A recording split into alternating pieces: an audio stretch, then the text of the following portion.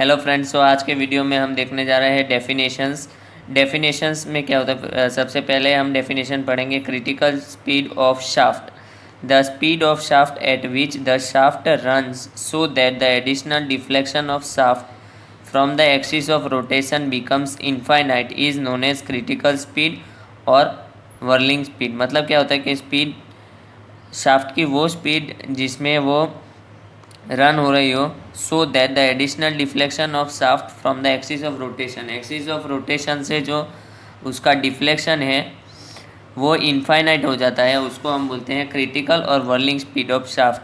तो उसका फॉर्मूला क्या होगा, N C is equals to 1/2 pi square root of g by delta is equals to 0.4985 by square root of delta R P S. जैसे कि होता है रोटेशन पर मिनट आरपीएम, वैसे ही ये सेकेंड्स में आएगा आरपीएस। फिर सेकंड आता है विस्कस डैम्पिंग। विस्कस डैम्पिंग क्या होता है, the damping provided by fluid resistance. मतलब क्या, फ्लूइड रेजिस्टेंस मतलब एक तरह का ये रेजिस्टेंस।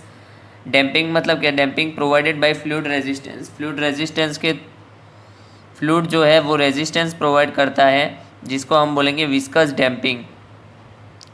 उसका फॉर्मूला होता है x is equals to C1 e raise to K1T plus C2 e raise to K2T, जिसमें आपको K1 और K2 दिया रहेगा, उसके हिसाब से हमें विस्कस डैम्पिंग फाइंड करना है।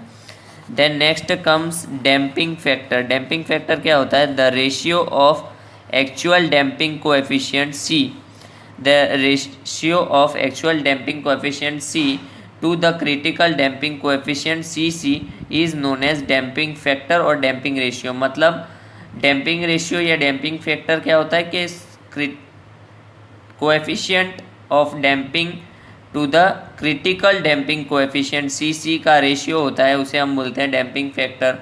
तो C के जगह C लिखा रखा है और CC का फॉर्मूला हम जानते हैं 2m⍵n। तो damping factor is equals to C/2m⍵n। Then comes next क्या होता है, नेक्स्ट डेफिनेशन आएगा लॉगरिदमिक डिक्रीमेंट। लॉगरिदमिक डिक्रीमेंट मतलब it is defined as the logarithmic of the amplitude reduction factor. मतलब क्या, नेचुरल लॉगरिदम लेंगे हम किसका ना, एम्पलीट्यूड रिडक्शन फैक्टर का। तो एम्पलीट्यूड रिडक्शन फैक्टर, इसमें एक और डेफिनेशन आता है कि एम्पलीट्यूड रिडक्शन फैक्टर क्या होता है, तो it is the ratio of any two successive amplitude on the same side of the mean position xn/xn+1। मतलब जो एम्पलीट्यूड, सक्सेसिव एम्पलीट्यूड मतलब एक के बाद एक दो, जैसे कि दो एम्पलीट्यूड लिया हुआ है, उसका 1:1 हम रेशियो लेंगे एक के बाद एक। जैसे हमारे पास टोटल 5 रोटेशंस है, तो x4/x5 ऐसे हम सक्सेसिव रोटेशन का एम्पलीट्यूड लेंगे, successive two successive amplitude on same side of the mean position. तो उसको क्या बोलते हैं, लॉगरिदमिक डिक्रीमेंट को हम डेल्टा से डिनोट करते हैं, is equals to log e xn/xn+1।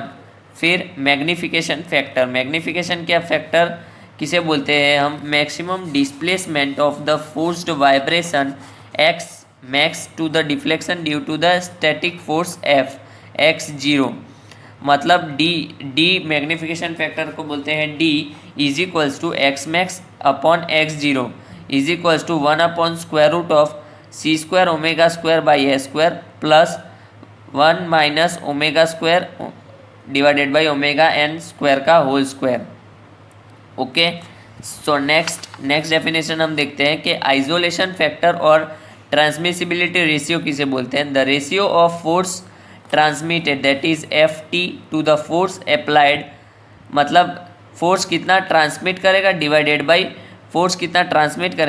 By कितना हमने फोर्स लगाया है, उसे हम बोलते हैं आइसोलेशन फैक्टर और ट्रांसमिसिबिलिटी फैक्टर या transmissibility ratio of spring support. तो जीटा से हम डिनोट करते हैं उसको, epsilon is equals to Ft/F is equals to 1/ω/ω_n का whole square -1। So friends, I hope कि आपको ये वीडियो समझ आया होगा और डेफिनेशंस एकदम क्लियर हो गई होंगी। So thank you guys for watching this video. अगर आपको ये वीडियो पसंद आया हो तो आप लाइक, शेयर और सब्सक्राइब करें और बेल आइकन को दबा दीजिए ताकि आपको रेगुलर अपडेट्स और नोटिफिकेशंस मिलती रहे। Thank you so much.